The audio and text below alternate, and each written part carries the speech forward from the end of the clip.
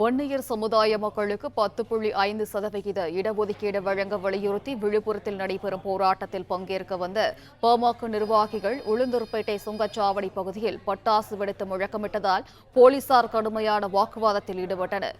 இது தொடர்பாக கூடுதல் விவரங்களை வழங்குகிறார் செய்தியாளர் ஹரிகரன். ஹரி, வணக்கம். என்ன நடந்தது ஹரி? விவரங்களை நீங்க பதிவு பண்ணல. வணக்கம். கடந்த அதிமுக ஆட்சியில் வன்னிய சமுதாய மக்களுக்கு 10.5% இடஒதுக்கீடு வழங்கிய அதிமுக அரசு உத்தரவிட்டது. அதனை தற்போது வரை திமுக அரசு அமுல்படுத்தவில்லை. டெல்லி உச்சநீதிமன்றம் அதனை அமுல்படுத்த வலியுறுத்தி 1700 நாட்கள் ஆகிறது உத்தரவிட்டு.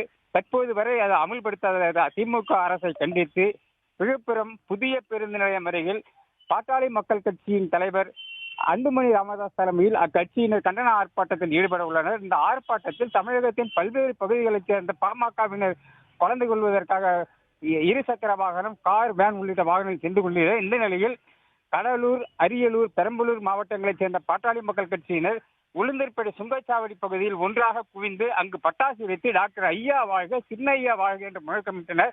அப்போது அந்த பாதுகாப்பு பணியில் ஈடுபட்டிருந்த போலீஸ் உளுந்தூர்பேட்டை காவல் ஆய்வாளர் திரு சாகுல் அமித் அவர்கள் அங்கு விரைந்து சென்று சாலையில் பட்டாசு வெடிக்கக்கூடாது என கேட்டபோது பாட்டாளி மக்கள் கட்சியினருக்கும் காவல்துறையினருக்கும் இடையே கடுமையான வாக்குவாதம் ஏற்பட்டது.